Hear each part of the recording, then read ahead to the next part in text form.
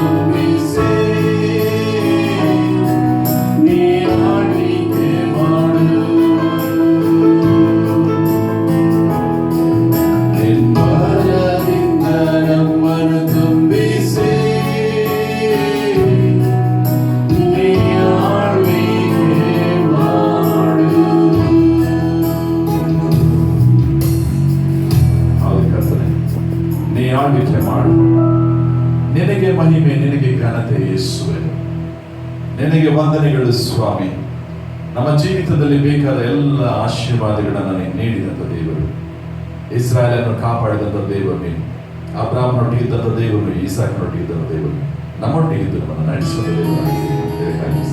ಬಂದ್ರೆ ನಮಗೆಲ್ಲರಿಗೂ ಚಿರಪರಿಚಿತವಾದ ಒಂದು ಹಾಡು, ಮಹಿಮೆನಿಗೆ ಗಣತನಿಗೆ ನನ್ನ ಹಾಡನ್ನ ಎಲ್ಲಿ ಕುಳಿತಿದ್ವು ಅಲ್ಲಿ ದೇವರ ಮಹಿಮೆಗಾಗಿ ಚಾಪಾಳಿಗಳ ದೇವರ ಮಹಿಮೆಗಾಗಿ ಹಾಡುವ ಬೇರೆ.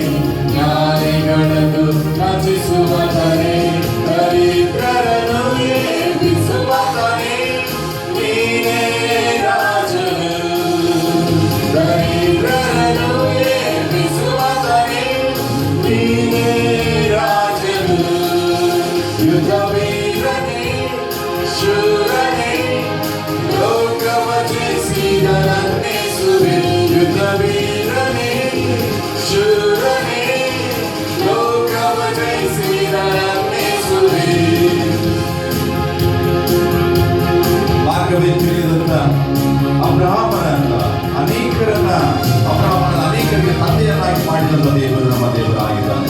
ಕೊರೆಯಲ್ಪಟ್ಟ ಯೋಸೇಫನಿಂದ ಅನೇಕರನ್ನ ಕಾಪಾಡಿದಂಥ ದೇವರು ನಮ್ಮ ದೇವರಾಗಿದ್ದಾನೆ.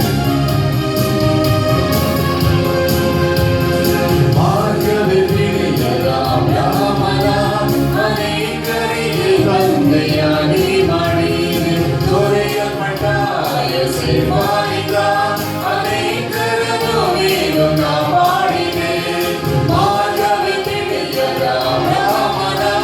ಅನೇಕರಿಗೆ ತಂದೆಯಾಗಿ ಮಾಡಿದೆ ಕೊರೆಯಲ್ಪಟ್ಟ ಯೋಸೇಫನಿಂದ ಅನೇಕರನ್ನು ನೀನು ಕಾಪಾಡಿದೆ. ಯುದ್ಧವೀರನೇ ಶೂರನೇ ಲೋಕವ ಜಯಿಸಿದ ನನ್ನೇಸುವೆ. ಯುದ್ಧವೀರನೇ ಶೂರನೇ ಲೋಕವ ಜಯಿಸಿದ ನನ್ನೇಸುವೆ. ಗಣತಿನಿಗೆ ಸೂರ್ಯನೇ ಮಹಿಮೆನಿಗೆ ಗಣತಿನಿಗೆ ಸೂರ್ಯನೇ ನ್ಯಾಯಾಧಿಪತಿಯಾದ ನನ್ನೇಸುವೆ. ನಿನಗೆ ಆರಾಧನೆ. ನ್ಯಾಯಾಧಿಪತಿಯಾದ ನನ್ನೇಸುವೆ. ನಿಮಗೆ ಆರಾಧನೆ. ಗುರಿಗಳನ್ನು ಕಾಯ್ತಾ ಇದ್ದಂತ ದಾವೀದನನ್ನ ಎತ್ತಿಯಾತನನ್ನು ಅನೇಕರಿಗೆ ಅರಸನನ್ನಾಗಿ ಮಾಡಿದಂತ ದೇವರು ನಮ್ಮ ದೇವರಾಗಿದ್ದಾನೆ. ಮೊದಲು ನೋಡಿಯ ಯೋಸೇಫನನ್ನ ಮೋಶೆಯನ್ನ ಅನೇಕರನ್ನ ವಿಮೋಚಿಸಿದಂತ ದೇವರು ನಮ್ಮ ದೇವರಾಗಿದ್ದಾನೆ.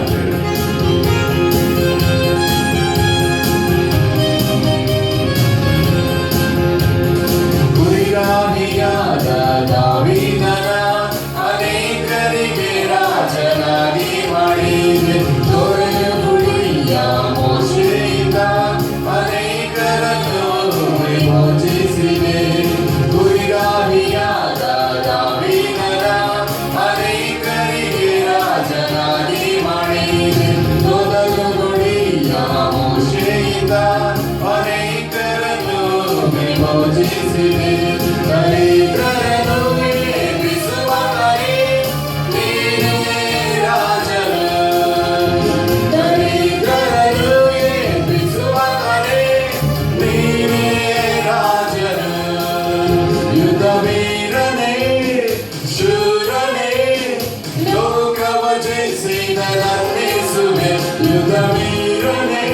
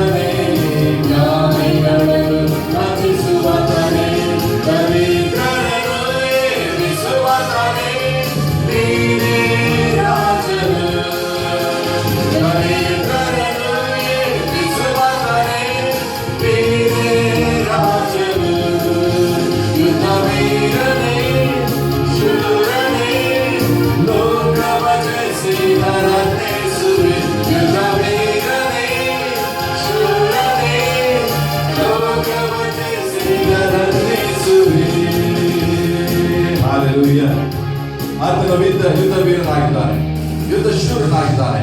ನಮ್ಮ ಜೀವಿತದಲ್ಲಿ ಬರುವಂತ ಎಲ್ಲ ಯುದ್ಧಗಳನ್ನು ಆತನು ನಮಗಾಗಿ ಜಯಿಸುವಂತ ದೇವರಾಗಿದ್ದಾನೆ. ಯೆಹೋವ ನಿಸ್ಸಿಯಾಗಿ ನಮ್ಮ ಜೀವಿತದಲ್ಲಿ ಆತನಿದ್ದಾನೆ. ನಮ್ಮ ಜಯದ ಧ್ವಜವು ಆತನೇ ಪ್ರೇರಿ. ಆತನಿಗೆ ಸ್ತುತಿಯನ್ನ ಸಲ್ಲಿಸೋಣ. ನಾವೆಲ್ಲರೂ ಸೇರಿ ನಿನ್ನೆಯ ಸ್ತುತಿ ಆರಾಧನೆ ಮಾಡಬೇಕು. ನಿನ್ನ ಮುಂದೆ ಈ ಪ್ರಾರ್ಥನೆ ಮತ್ತು ಹಾಡನ್ನು ಮಾಡಿಕೊಳ್ಳೋಣ.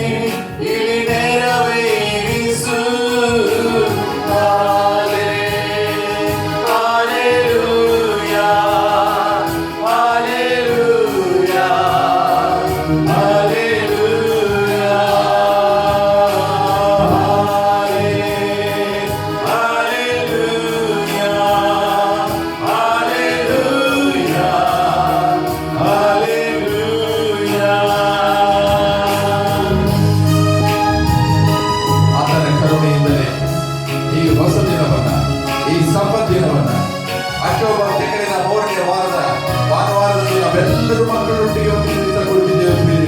ಆತನ ಕರುಣೆ, ಆತನ ನಡೆಸುವಿಕೆ ನಮ್ಮಲ್ಲಿ ಇರುವುದರಿಂದ ಉಸಿರಾಡುವಂತೆ ಮಾಡಿದ ಪ್ರೇರೆ.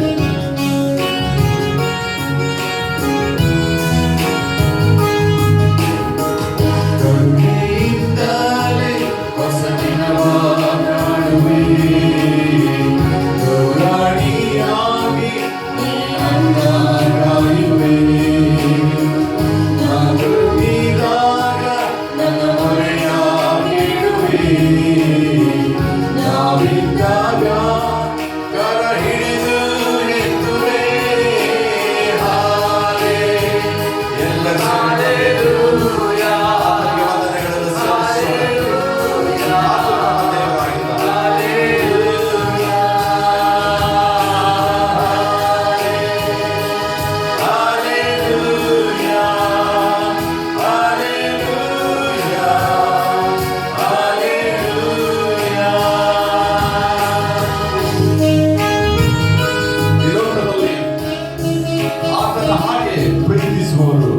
ಯಾರೂ ಇಲ್ಲ ಪ್ರೇರೆ.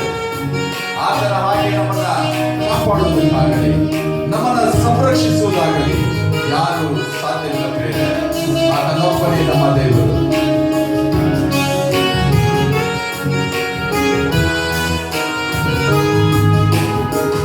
ಈ ಲೋಕದಲ್ಲಿ ನಿನ್ನಂತೆ ಯಾರಿಲ್ಲವೇ, ನೀ ಮಾತ್ರ ಕರ್ತ ಓ ನನ್ನ ದೈವವೇ. ನಿನ್ನ ಮುಂದೆ ಮಾತ್ರ ಮೊಣಕಾಲುರುವೆ, ನೀನೇ ನನ್ನ ತಂದೆ, ನೀ ನನ್ನ ದೇವರೇ.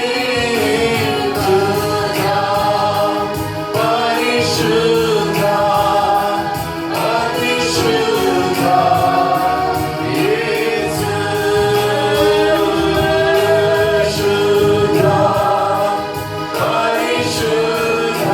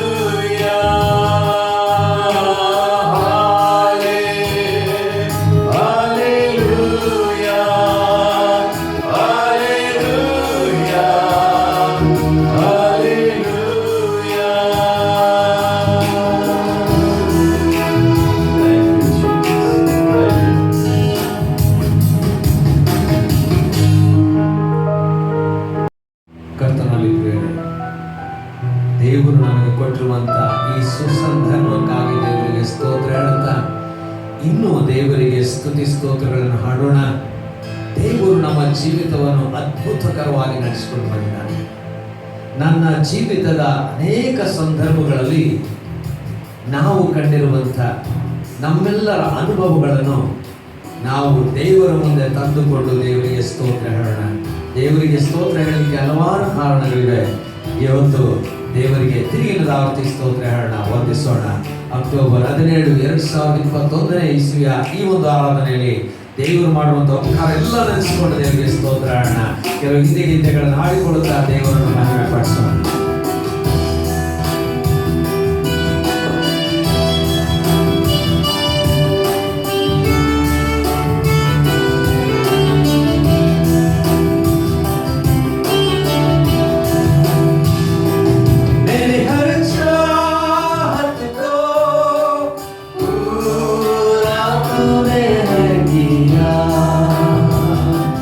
Yes, you are.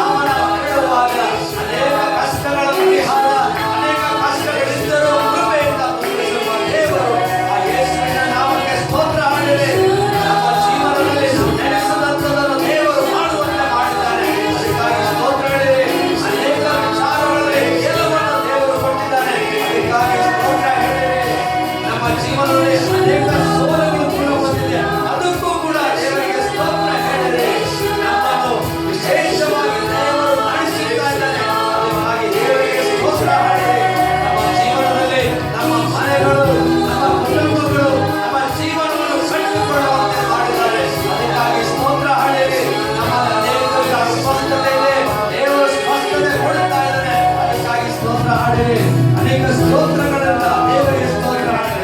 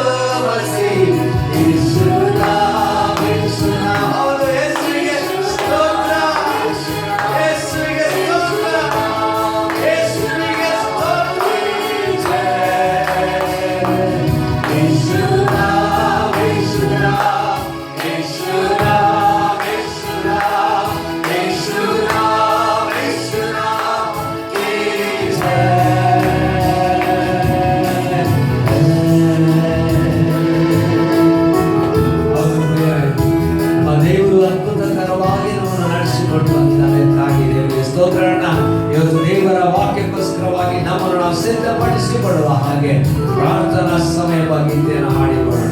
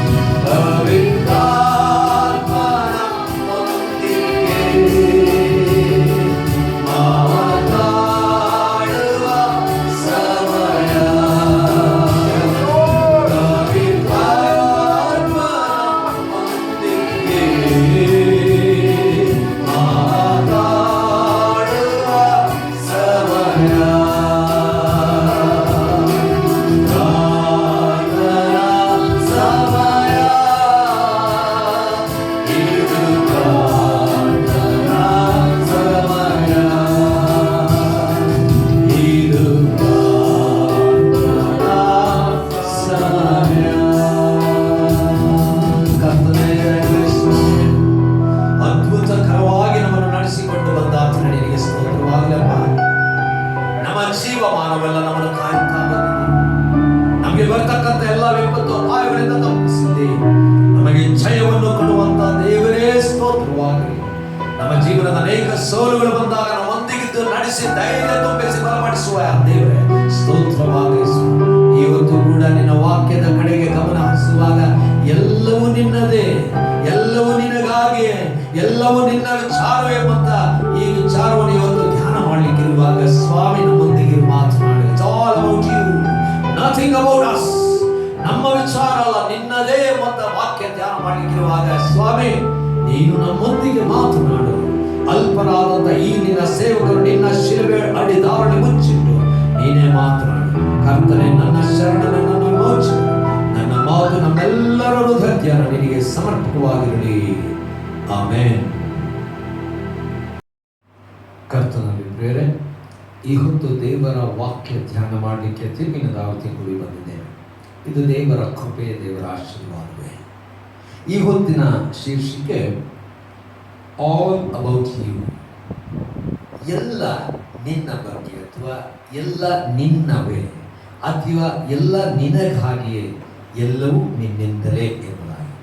All about you, nothing about us.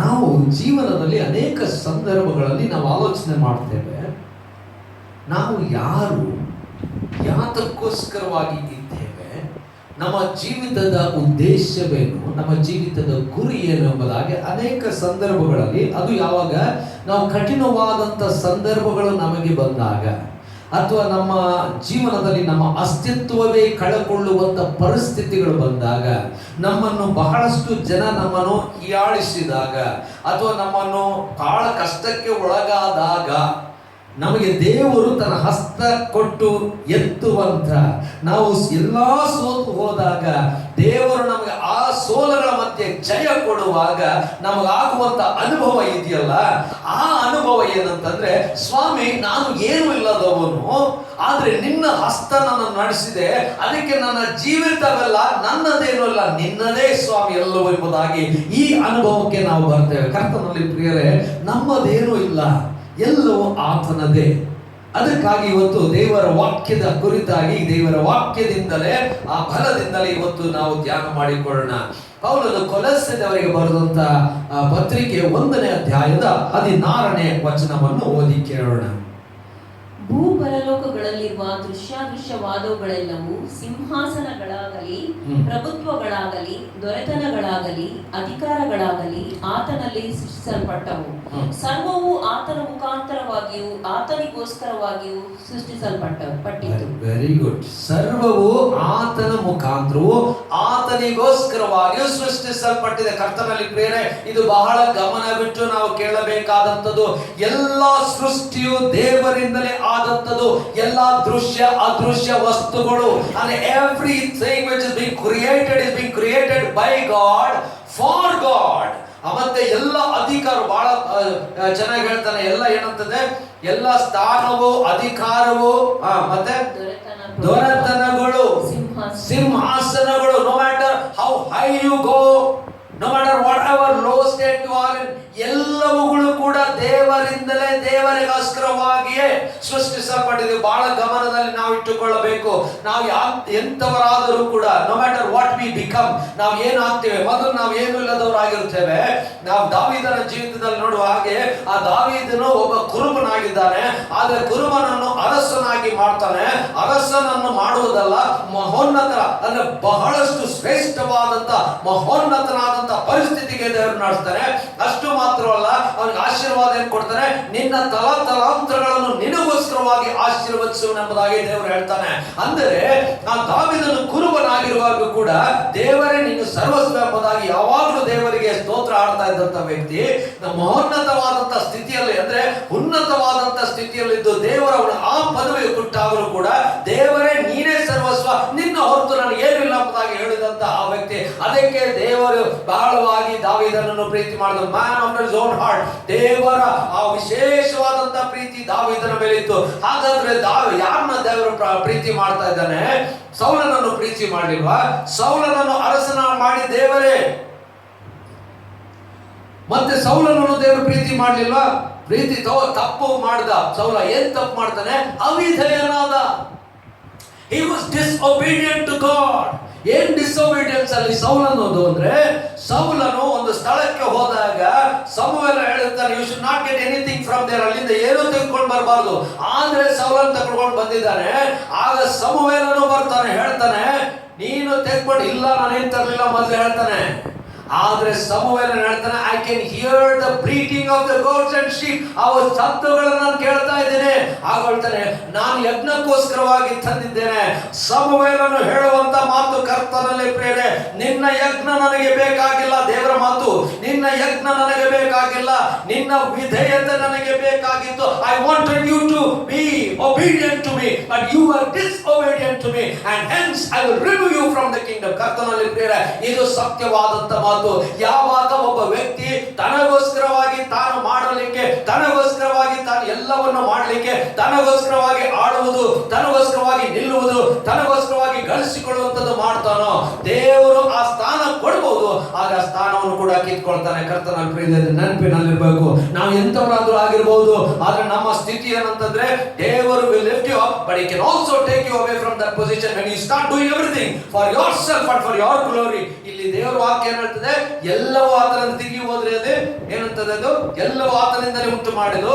ಭೂಪರಲೋಕಗಳಲ್ಲಿರುವ ದೃಶ್ಯವಾದವುಗಳೆಲ್ಲವೂ ಸಿಂಹಾಸನಗಳಾಗಲಿ, ಪ್ರಭುತ್ವಗಳಾಗಲಿ, ದೊರೆತನಗಳಾಗಲಿ, ಪ್ರಭುತ್ವ, ಸಿಂಹಾಸನಗಳು, ಪ್ರಭುತ್ವವು, ದೊರೆತನವು ಎಲ್ಲವೂ ಆತನಲ್ಲಿ ಸೃಷ್ಟಿಸಲ್ಪಟ್ಟಿದೆ. ಅಂದ್ರೆ if you are whatever you are today, whatever position that you go, the highest also it is by God, from God. ಆಮೇಲೆ ಆತನಿಗೋಸ್ಕರ ಸರ್ವವು ಆತನ ಮುಖಾಂತರವಾಗಿಯೂ ಸರ್ವವು ಆತನ ಮುಖಾಂತರವಾಗಿಯೂ ಆತನಿಗೋಸ್ಕರವಾಗಿಯೂ ಸೃಷ್ಟಿಸಲ್ಪಟ್ಟು ಆತನಿಗೋಸ್ಕರ.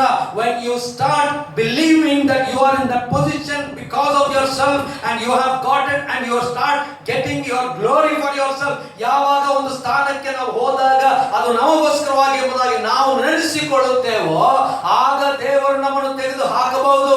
ಎಲ್ಲ ಸ್ಥಿತಿಯಲ್ಲೂ ನಾವು ಏನ್ ನೆನೆಸ್ಕೊಳ್ಬೇಕು, it is all for God. ಸೌಲನನ್ನು ದೇವರು ನೇಮಿಸಿದ್ದು ದೇವರಿಗೋಸ್ಕರವಾಗಿ. ಆದ್ರೆ ಸೌಲನ ಅದನ್ನು ಮಾಡಲಿಲ್ಲ. ಆದ್ರೆ ದಾವೀದ ತಪ್ಪು ಮಾಡಲಿಲ್ಲ. ದಾವೀದ ತಪ್ಪು ಮಾಡ್ದ, ದೊಡ್ಡ ತಪ್ಪು ಮಾಡ್ದ. ಆದ್ರೆ ದಾವೀದನಿಗೆ ದೇವರು ಆ ನಾಥನ ಮೂಲಕವಾಗಿ ಹೇಳುವಾಗ ಅವನಿಗೆ ಜವಾಬು ಕೊಡಲಿಲ್ಲ. he went and said, 53ನೇ ಕೀರ್ತನೆಯನ್ನು ಹಾಡ್ತಾನೆ, ಕರ್ತನೇ ನಿನ್ನ ವಿರುದ್ಧವಾಗಿ ನಾನು ತಪ್ಪು ಮಾಡಿದ್ದೇನೆ, ನಿನ್ನ ದೃಷ್ಟಿಗೆ ಕೆಟ್ಟದ್ದಾಗಿರುವುದನ್ನು ನಾನು ಮಾಡಿದ್ದೇನೆ. I have come before you, I am a sinner. ನನ್ನ ತಪ್ಪು, ದೋಷ, ಅಪರಾಧಗಳು ಉಂಟು ಎಂಬುದಾಗಿ ದಾವೀದ ಹೇಳ್ತಾನೆ.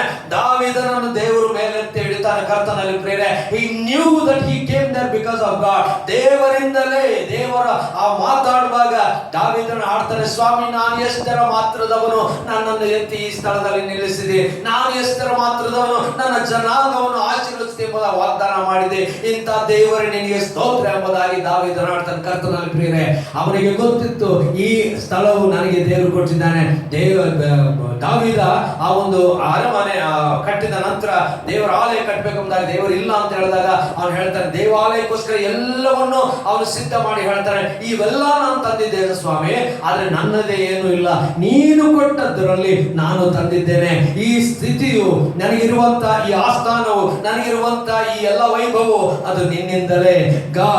David acknowledges that every power, every status, every victory, everything that he owned come because of God. ದೇವರಿಂದಲೇ ಬಂದದ್ದು ಎಂಬುದಾಗಿ ನಮ್ರತೆಯಿಂದ ತಗ್ಗಿಸಿಕೊಂಡಂತ ದಾವೀದನನ್ನು ದೇವರು ಅದ್ಭುತಕರವಾದಂತ ಸ್ಥಿತಿಗೆ ನಡೆಸಿದ. ಕರ್ತನಲ್ಲಿ ಪ್ರಿಯರೇ, ಇದು ನಮ್ಮ ಮನಸ್ಸಿನಲ್ಲಿ ಯಾವಾಗಲೂ ಇಟ್ಕೊಳ್ಬೇಕು.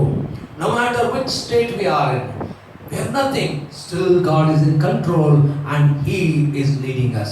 ನಾವೆಲ್ಲ ಒಳ್ಳೆ ಸ್ಥಿತಿಗೆ ಹೋಗ್ತೀವ, ಅಂದೂ ಕೂಡ ದೇವರೇ ಕೊಟ್ಟದ್ದು, ಅದು ಯಾವಾಗಲೂ ಗಮನದಲ್ಲಿರಬೇಕು. ದೇವರಿಗೆ ಸ್ತೋತ್ರ ಹೇಳ್ಬೇಕು. ಕರ್ತನಲ್ಲಿ ಪ್ರಿಯರೇ, ಅದನ್ನು ನೆನಪಿನಲ್ಲಿ ಇಟ್ಕೊಳ್ಳೋಣ. ಅದು ಎರಡನೇದು, ಕೊರಿಂಥದವರಿಗೆ ಬರೆದ 1ನೇ ಪತ್ರಿಕೆ 10ನೇ ಅಧ್ಯಾಯದ 31ನೇ ವಚನ. ಹೀಗಿರಲಾಗಿ ನೀವು ಉಂಡರೂ ಕುಡಿದರೂ ಇನ್ನೇನು ಮಾಡಿದರೂ ಎಲ್ಲವನ್ನು ದೇವರ ಘನತೆಗಾಗಿ ಮಾಡಿರಿ. ನಾವೇನಂತೆ, first we are talking about the power, the status, whatever the God is given.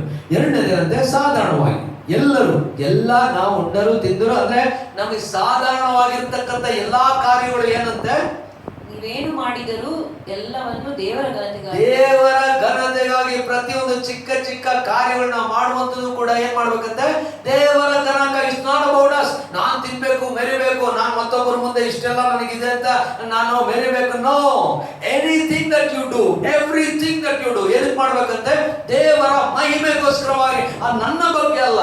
ನನಗೆ ಇಷ್ಟೊಂದು ದೇವರು ಮೃಷ್ಟಾನ್ನ ಭೋಜನ ಕೊಟ್ಟಿದ್ದಾರೆ, it's not because of me, ನನಗೋಸ್ಕರವಾಗಿ, ನನ್ನದೇ ಅಲ್ಲ, ದೇವರ ಮಹಿಮೆಗೋಸ್ಕರವಾಗಿ ಎಲ್ಲಾ ಕಾರ್ಯವನ್ನು ಮಾಡುವಂತವರಾಗಬೇಕು. ಕರ್ತನಲ್ಲಿ ಪ್ರಿಯರೇ, ಅನೇಕ ಸಂದರ್ಭದಲ್ಲಿ ಕೆಲವು ವಿಚಾರ ನಾವು ಮಾಡುವಾಗ ನಮ್ಮ ಮಹಿಮೆಗೋಸ್ಕರ ಒಂದು ಔತಣ ಮಾಡ್ತೇವೆ. ನಾವು ಏನೋ ಒಂದು ಮದುವೆ ಮಾಡ್ಬೋದು ಅಥವಾ ಏನೋ ಒಂದು ಒಳ್ಳೆ ಕಾರ್ಯ ಮಾಡ್ಬೋದು. ಏನ್ ಮಾಡ್ತೇವೆ, will show how much we have. But we need to remember, all that we do, we need to do for the glory of god, ದೇವರ ಮಹಿಮೆಗೋಸ್ಕರ. ಉಂಡರು ತಿಂದರು ಏನೇ ಮಾಡಿದ್ರು ಏನ್ ಮಾಡ್ಬೇಕಂತೆ? ದೇವರ ಮಹಿಮೆಗೋಸ್ಕರವಾಗಿ ನಾವು ಮಾಡ್ಬೇಕು. ಯಾವಾಗ ಆ ರೀತಿ ಮಾಡ್ತೇವೋ ದೇವರು ಇನ್ನೂ ಹೆಚ್ಚಾಗಿ ಆಶೀರ್ವದಿಸುವಂತವನಾಗ್ತಾನೆ. ಕರ್ತನ ಪ್ರಿಯರೇ, ಅದನ್ನು ಗಮನ ಇಟ್ಟು ಕೇಳೋಣ. ರೋಮಾಪುರದವರಿಗೆ ಬರೆದಂತ ಪತ್ರಿಕೆ 11ನೇ ಅಧ್ಯಾಯ 36ನೇ ವಚನ ಬಹಳ ಸುಂದರವಾಗಿ ಇಲ್ಲಿ ಬರೆಯಲ್ಪಟ್ಟಿದೆ. ಏನಂತೆ? ಸಮಸ್ತವು ಆತನಿಂದ ಉತ್ಪತ್ತಿಯಾಗಿ ಆತನಿಂದ ನಡೆಯುತ್ತಾ ಆತನಿಗಾಗಿ ಇರುತ್ತದೆ, ಆತನಿಗೆ ಸದಾಕಾಲವು ಸ್ತೋತ್ರ, ಆಮೆನ್. ಎಲ್ಲವೂ ಸೃಷ್ಟಿಯಾಗಿರುವಂಥದ್ದು ಆತನಿಂದ. We need to understand, not ನಾವು ಮಾತ್ರ ಅಲ್ಲ, ಇಡೀ ಸೃಷ್ಟಿಯು ಅದು ಸೃಷ್ಟಿಯಾಗಿರುವಂಥದ್ದು ಆತನಿಂದಲೇ. ಯಾತಕ್ಕೋಸ್ಕರವಾಗಿ ಅಂತ ಹೇಳ್ತಾರೆ? ಆತನ ಮಹಿಮೆಗೋಸ್ಕರವಾಗಿಯೇ. ಸರ್ವ ಸೃಷ್ಟಿ ಮಾಡುವಂತ ಎಲ್ಲಾ ಕಾರ್ಯವು ದೇವರ ಮಹಿಮೆಗೋಸ್ಕರವಾಗಿ, ನಮ್ಮದೇನು ಅಲ್ಲ. ಅಥವಾ ನಾವು ಯಾವ್ದಾದ್ರು ಗಳಿಸ್ಕೊಂಡ್ರೆ, ಯಾವ್ದಾದ್ರು ನಾವು when we buy something, when we own something, ನಾವು ಅನ್ಕೊಳ್ತೇವೆ ಇದೆಲ್ಲ ನಮ್ಮದೇ, ಈ ಮನೆ ಆಗ್ಲಿ ಆಸ್ತಿ ಆಗ್ಲಿ ಇವೆಲ್ಲ ನಮ್ಮದೇ ಅಂತ ಅನ್ಕೊಂಡು ನಮಗೋಸ್ಕರವಾಗಿ ಅಂತ ಅನ್ಕೊಂಡು. ಕರ್ತನ ಪ್ರಿಯರೇ, ನಿಮಗೆ ದೇವರ ನಾಮಕ್ಕೆ ಸ್ತೋತ್ರವಾಗಲಿ. ನಾವು ಅದೇ ರೀತಿಯಲ್ಲಿ ಯೋಹಾನನ ಬರೆದ ಸುವಾರ್ತೆ 15ನೇ ಅಧ್ಯಾಯದ 16ನೇ ವಚನ ಓದ್ಕೊಳ್ಳೋಣ. 16ನೇ ವಚನ. ನೀವು ನನ್ನನ್ನು ಆರಿಸಿ ತೆಗೆದುಕೊಂಡಿಲ್ಲ, ನಾನು ನಿಮ್ಮನ್ನು ಆರಿಸಿ ತೆಗೆದುಕೊಂಡೆನು. ನೀವು ಹೊರಟು ಹೋಗಿ ಫಲ ಕೊಡುವವರಾಗಬೇಕೆಂತಲೂ ನೀವು ಕೊಡುವ ಫಲವು ನಿಲ್ಲುವಂತದ್ದಾಗಬೇಕೆಂತಲೂ ನಿಮ್ಮನ್ನು ನೇಮಿಸಿದ್ದೇನೆ. ಹೀಗಿರಲಾಗಿ ನನ್ನ ಹೆಸರಿನಲ್ಲಿ ತಂದೆಯನ್ನು ಏನೇನು ಬೇಡಿಕೊಳ್ಳುವಿರೋ ಅದನ್ನು ಆತನು ನಿಮಗೆ ಕೊಡುವನು. ಕರ್ತನಲ್ಲಿ ಪ್ರಿಯರೇ, ದೇವರ ಹೊರತು ನಾವು ಏನು ಇಲ್ಲ ಎಂಬುದಾಗಿ ನಾವು ನೋಡ್ತೇವೆ. 5ನೇ ವಚನದಲ್ಲಿ, ಯೋಹಾನನ ಸುವಾರ್ತೆ 15ನೇ ಅಧ್ಯಾಯ 5ನೇ ವಚನದಲ್ಲಿ, ನನ್ನ ಹೊರತು ನೀವು ಫಲ ಕೊಡಲಾರರಿ ಎಂಬುದಾಗಿ ಹೇಳ್ತಾನೆ. ಇಲ್ಲಿ ಹೇಳ್ತಾರೆ, ನಾನು ನಿಮ್ಮನ್ನು ಆರಿಸಿ ತೆಗೆದುಕೊಂಡಿದ್ದೇನೆ. ನೀವು ದೇವರ ವಾಕ್ಯದಲ್ಲಿ ನಮಗೆ ಬಹಳ ಸ್ಪಷ್ಟವಾಗಿ ಹೇಳುವಂತ ಮಾತೇನಂದ್ರೆ, ಎಲ್ಲವೂ ದೇವರಿಗೋಸ್ಕರವಾಗಿಯೇ, ದೇವರಿಂದಲೇ. ನಾವು ಮಾಡುವಂಥದ್ದೆಲ್ಲರೂ ಕೂಡ ದೇವರ ಮಹಿಮೆಗೋಸ್ಕರವಾಗಿಯೇ. ಕರ್ತನಲ್ಲಿ ಪ್ರಿಯರೇ, ದೇವರ ವಾಕ್ಯ ಸ್ಪಷ್ಟವಾಗಿ 15ನೇ ಅಧ್ಯಾಯ 16ನೇ ವಚನ ಹೇಳ್ತದೆ, ನಾನು ನಿಮ್ಮನ್ನು ಆರಿಸಿಕೊಂಡಿದ್ದೇನೆ, ನೀವು ನನ್ನನ್ನು ಆರಿಸಿಕೊಳ್ಳಿಲ್ಲ. We have to always remember this. It is not we who have chosen our Lord. The Lord has chosen us and He appoints us. ನಮ್ಮನ್ನು ಒಂದು ವಿಶೇಷವಾದಂತ ಸ್ಥಾನಕ್ಕೆ ದೇವರು ಆತನು ನೇಮಿಸುವಂತವನಾಗಿದ್ದಾನೆ. ಅದನ್ನು ಯಾವಾಗಲೂ ನೆನಪಿನಲ್ಲಿಟ್ಟುಕೊಳ್ಳೋಣ. ಕಡೆಯದಾಗಿ ಕೊರಿಂಥದವರಿಗೆ ಬರೆದಂತ 2ನೇ ಪತ್ರಿಕೆ 5ನೇ ಅಧ್ಯಾಯ 17ರಿಂದ 20ನೇ ವಚನ ಓದ್ಕೊಳ್ಳೋಣ. ಹೀಗಿರಲಾಗಿ ಯಾವನಾದರೂ ಕ್ರಿಸ್ತನಲ್ಲಿದ್ದರೆ ಅವನು ನೂತನ ಸೃಷ್ಟಿಯಾದನು. ಈಗ ಪೂರ್ವ ಸ್ಥಿತಿ ಹೋಗಿ ಎಲ್ಲ ನೂತನವಾಯಿತು. ಇದೆಲ್ಲ ದೇವರಿಂದಲೇ ಉಂಟಾದದ್ದು. ಆತನು ಕ್ರಿಸ್ತನ ಮೂಲಕ ನಮ್ಮನ್ನು ತನಗೆ ಸಮಾಧಾನ ಪಡಿಸಿಕೊಂಡು ಸಮಾಧಾನ ವಿಷಯವಾದ ಸೇವೆಯನ್ನು ನಮಗೆ ಅನುಗ್ರಹಿಸಿದ್ದಾನೆ. ಆ ಸಮಾಧಾನ ವಾಕ್ಯವೇನೆಂದರೆ, ದೇವರು ಮನುಷ್ಯರ ಅಪರಾಧಗಳನ್ನು ಅವರ ಲೆಕ್ಕಕ್ಕೆ ಹಾಕದೆ ಲೋಕವನ್ನು ಕ್ರಿಸ್ತನಲ್ಲಿ ತನಗೆ ಸಮಾಧಾನ ಪಡಿಸಿಕೊಳ್ಳುತ್ತಿದ್ದನೆಂಬುದೇ. ಅದನ್ನು ಸಾರುವ ಸೇವೆಗೆ ನಮ್ಮನ್ನು ನೇಮಿಸಿದ್ದಾನೆ. ನಾವು ಕ್ರಿಸ್ತನ ರಾಯಭಾರಿಗಳಾಗಿದ್ದೇವೆ. ದೇವರೇ ನಮ್ಮ ಮೂಲಕ ಬುದ್ಧಿ ಹೇಳುವ ಹಾಗಾಯಿತು. ದೇವರೊಂದಿಗೆ ಸಮಾಧಾನವಾಗಿರೆಂದು ಕ್ರಿಸ್ತನ ಹೆಸರಿನಲ್ಲಿ ನಿಮ್ಮನ್ನು ಬೇಡಿಕೊಳ್ಳುತ್ತೇವೆ. ನಾವು ಕ್ರಿಸ್ತನ ರಾಯಭಾರಿಗಳು. We are not only being appointed, we are being appointed as His ambassadors. ಆತನ ರಾಯಭಾರಿಗಳಿಂದ. ರಾಯಭಾರಿ ಅಂತ ಹೇಳಿದ್ರೆ ನಾವು ನಮ್ಮ ಕಾರ್ಯ ಮಾಡಕ್ ಹೋಗ್ತಾ ಇಲ್ಲ, ದೇವರ ಕಾರ್ಯ. ಯಾರು ನಮ್ಮನ್ನು ನೇಮಿಸಿರ್ತಾರೋ ಅವರ ಹೆಸರಿನ ನಿಮಿತ್ತವಾಗಿ ನಾವು ಹೋಗ್ತಾ ಇದ್ದೇವೆ. ಯಾವುದಾದ್ರೂ ಕಾರ್ಯಕ್ಕೆ ನಮ್ಮನ್ನು ನೇಮಿಸಿರುವುದಾದ್ರೆ ನೇಮಿಸಿರುವಂತವನಿಗೋಸ್ಕರವಾಗಿ ನಾವು ಕೆಲಸ ಮಾಡಬೇಕು. We are ambassadors for Christ. ನಾವು ಆತನ ರಾಯಭಾರಿಗಳು. ಕರ್ತನಲ್ಲಿ ಪ್ರಿಯರೇ, ಯಾವುದಕ್ಕೋಸ್ಕರ ರಾಯಭಾರಿಗಳು? ಮಿನಿಸ್ಟ್ರಿ ಆಫ್ ರೆಕನ್ಸಿಲಿಯೇಷನ್, ಸಮಾಧಾನ ಪಡಿಸುವುದಕ್ಕೋಸ್ಕರವಾಗಿ. ಜಗಳ ತರುವುದಲ್ಲ, ಬೇರೆ ಮಾಡುವಂಥದ್ದಲ್ಲ, ಅನ್ಯಾಯ ಮಾಡುವಂಥದ್ದಲ್ಲ, ನಾವು ಗಳಿಸಿಕೊಳ್ಳುವಂಥದ್ದಲ್ಲ, ನಾವು ಬೆಳೆಯುವಂಥದ್ದಲ್ಲ. ನಾವು ಕ್ರಿಸ್ತನ ರಾಯಭಾರಿಗಳು. ಯಾವುದಕ್ಕೆ? ಸಮಾಧಾನ ಪಡಿಸುವಂತ, ಸಂಧಾನ ಪಡಿಸುವಂತ, ಒಟ್ಟುಗೂಡಿಸುವಂತ, ದೇವರ ಮಹಿಮೆ ತರುವಂತ ಕಾರ್ಯಗಳಿಗೆ ನಾವು ರಾಯಭಾರಿಗಳಾಗಿದ್ದೇವೆ. It's all about him in our lives, not about us.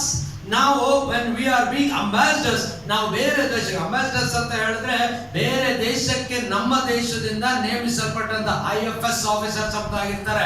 they go as ambassadors. ಇವತ್ತು ನಾವು ಬೇರೆ ದೇಶಕ್ಕೆ ಹೋಗ್ಬೇಕಾದ್ರೆ, ವೀಸಾ ನಮ್ಗೆ ಸಿಗ್ಬೇಕಾದ್ರೆ ಇಲ್ಲಿ ನಮ್ಗೆ ಇರ್ತದೆ ಎಲ್ಲಂದ್ರೂ ಅವರ ಒಂದು ವಿಶೇಷವಾದಂತ ಅಂಬಾಸಿಡರ್ಸ್ ಇರ್ತಾರೆ. ಇಲ್ಲಿ ಅವರು ತಮ್ಮ ದೇಶದ ನಿಮಿತ್ತವಾಗಿ they act and give us the visa.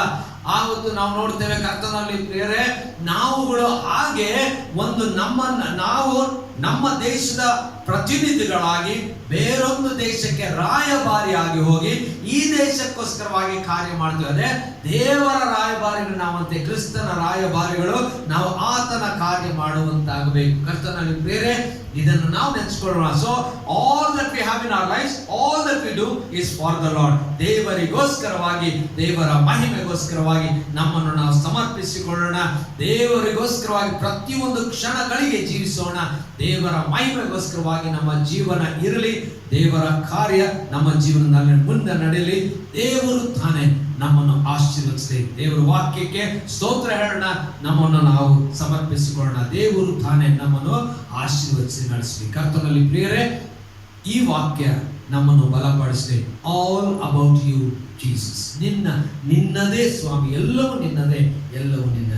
ದೇವರ ನಾಮಕ್ಕೆ ಸ್ತೋತ್ರ ಹೇಳ್ತಾ ನಮ್ಮನ್ನು ನಾವು ಸಮರ್ಪಿಸಿಕೊಳ್ಳೋಣ, ಪ್ರಾರ್ಥನೆ ಮಾಡೋಣ. ಕರ್ತನೆ ದಯಾಮಯ ಸ್ವಾಮಿ, ಅದ್ಭುತಕರವಾಗಿ ನಮ್ಮನ್ನು ನಡೆಸಿದ್ದಿ, ಉಂಟು ಮಾಡಿದ ದೇವರೇ ಸ್ತೋತ್ರ. ಇವತ್ತು ನಾವು ಪ್ರಾರ್ಥನೆ ಮಾಡ್ತೇವೆ ಸ್ವಾಮಿ, ನಾವು ಉಳಿದಿರುವುದಾದ್ರೂ ನಿನ್ನ ಕೃಪೆಯಿಂದಲೇ ನಿನಗೆ ಸ್ತೋತ್ರವಾಗಲಿ ಸ್ವಾಮಿ. ದೇವರೇ, ದೇಶದಲ್ಲಿ ಎಲ್ಲೆಲ್ಲಿ ನಿನ್ನ ಸೇವೆ ನಡೀತಾ ಇದ್ದಾರೋ, ಎಲ್ಲೆಲ್ಲಿ ನೀನು ರಾಯಭಾರಿ ಎಂಬುದಾಗಿ ನಿನ್ನ ಮಕ್ಕಳು ನೇಮಿಸಿದೆಯೋ ಅಲ್ಲೆಲ್ಲ ನಿನ್ನ ಕಾರ್ಯ ನಡೆಯಲಿ, ನಿನಗೆ ಮಹಿಮೆ ಉಂಟಾಗಲಿ. ಸವಾಲುಗಳು ಬರುವಾಗ ಬಲಪಡಿಸುವ ಆಶೀರ್ವದಿಸು. ಅದೇ ರೀತಿಯಲ್ಲಿ ಸ್ವಾಮಿ, ಕೋವಿಡ್ ಪರಿಸ್ಥಿತಿಯಲ್ಲಿ ಯಾರ್ಯಾರು ಕಷ್ಟಕ್ಕೆ ಒಳಗಾಗಿದ್ದಾರೋ ಅವರನ್ನು ಆಶೀರ್ವದಿಸು, ಬಲಪಡಿಸು. ಎಲ್ಲ ವಿಧದಲ್ಲಿಯೂ ಕೈ ಹಿಡಿದು ನಡೆಸು, ಸ್ವಸ್ಥತೆ ಕೊಡು. ಇಡೀ ಲೋಕದಲ್ಲಿ ಇದರಿಂದ ಬಿಡುಗಡೆ ಕೊಡುವುದಾಗಿ ಬೇಡಿದೆ. ಅದೇ ರೀತಿಯಲ್ಲಿ ಅನಾರೋಗ್ಯದಕ್ಕೆ ಒಳಗಾಗಿರುವಂತಹ ಅನೇಕರನ್ನು ಆಶೀರ್ವದಿಸಿ ನಿನ್ನ ಗಾಯವಾದ ಹಸ್ತ ಮತ್ತು ಗುಣಪಡಿಸು. ಇನ್ನು ಅನೇಕರು ಆರ್ಥಿಕವಾದಂತಹ ಬಿಕ್ಕಟ್ಟು, ಕಷ್ಟ, ದಿಕ್ಕದಲ್ಲಿರುವಾಗ ಅವರನ್ನು ಆಶೀರ್ವದಿಸು ಸ್ವಾಮಿ. ನಿನ್ನ ಬಲದಿಂದ ಅವರನ್ನು ಬಲಪಡಿಸು, ಆಶೀರ್ವದಿಸು ಸ್ವಾಮಿ. ಯಾರ್ಯಾರು ಇವತ್ತು ಆರಾಧನೆ ಭಾಗವಹಿಸಿ ಪ್ರಾರ್ಥನಾ ವಿಜ್ಞಾಪನೆಯನ್ನು ಇಟ್ಟುಕೊಂಡಿದ್ದಾರೆ, ಎಲ್ಲ ಪ್ರಾರ್ಥನೆ ಪಾದದ ಸಾನ್ನಿಧ್ಯಕ್ಕೆ ತರುತ್ತೇವೆ. ಕೇಳು ದೇವರ ಪ್ರಾರ್ಥನಾ ಮಂದಿರಕ್ಕಾಗಿ ನಿನಗೆ ವಂದನೆ. ಲ್ಯಾಡ್ಸನ್ ಮತ್ತು ಅವರ ಕುಟುಂಬಕ್ಕಾಗಿ ನಿನ್ನ ವಂದನೆ ಸಲ್ಲಿಸ್ತೇವೆ. ಆಶೀರ್ವದಿಸುವ ನಿನ್ನ ಚಿತ್ತಕ್ಕೆ ನಮ್ಮನ್ನು ಒಪ್ಪಿಸ್ತೇವೆ. ಪ್ರಾರ್ಥನೆ ಕೇಳು, ಆಶೀರ್ವದಿಸು. ನಿನ್ನ ಚಿತ್ತಕ್ಕೆ ಎಲ್ಲವನ್ನು ಒಪ್ಪಿಸ್ತಾ ಯೇಸುವಿನ ನಾಮದಲ್ಲಿ ಪ್ರಾರ್ಥನೆ ಬೇಡಿದ್ದೇವೆ ತಂದೆಯೇ, ಆಮೆನ್. ಕಡೆದಾಗಿ ನಾವು ಹಾಡುವಂತಹ ಹಾಡು ಕೃಪೆಯೇ ಹಾಡಿಕೊಳ್ಳೋಣ.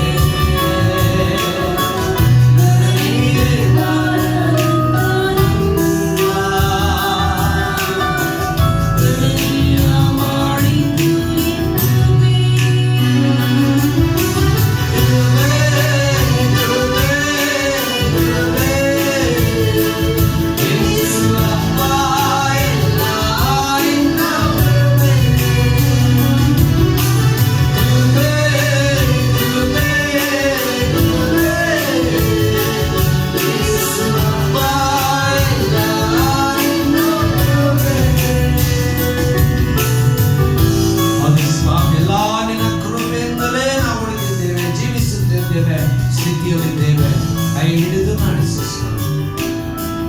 ನಾವೆಲ್ಲರೂ ಒಟ್ಟಾಗಿ ಕರ್ತನ ಕಲಿಸಿಕೊಟ್ಟಂತ ಪ್ರಾರ್ಥನೆಯಲ್ಲಿ ಮಾಡೋಣ. ಪರಲೋಕದಲ್ಲಿರುವ ನಮ್ಮ ತಂದೆಯೇ, ನಿನ್ನ ನಾಮ ಪರಿಶುದ್ಧರ ನೆನೆಸು, ನಿನ್ನ ರಾಜ್ಯವು ನಿಶ್ಚಿತ ಪರಲೋಕದ ನೆರಳು ಪ್ರಕಾರ ಭೂಲೋಕದಲ್ಲಿ ನಮ್ಮ ಅಂದಿನ ಆಹಾರಕ್ಕೆ ತಪ್ಪು ನಾವು ಕ್ಷಮಿಸಿದಂತೆ ನಮ್ಮ ತಪ್ಪನ್ನು ಕ್ಷಮಿಸು. ಶೋಧನೆಗೆ ಸೇರಿಸಿ ಕೇಳಿದ ತಪ್ಪಿಸಿ ರಾಜ್ಯ ಯೇಸು ದೇವರ ಆಶೀರ್ವಾದವನ್ನು ಹೊಂದಿಕೊಂಡು ನಮ್ಮ ಕರ್ತನಾದ ಯೇಸು ಕ್ರಿಸ್ತನ ಕೃಪೆ, ತಂದೆ ದೇವರ ಪ್ರೀತಿ, ಪರಿಶುದ್ಧಾತ್ಮನ ಆಯ್ಕೆ, ಅನ್ಯ ಸಹವಾಸ ನಡೆಸುವಿಕೆ ನಮ್ಮೆಲ್ಲರ ಸಹ ನಿತ್ಯ ನಿರಂತರವೂ ನೆಲೆಯಾಗಿದೆ.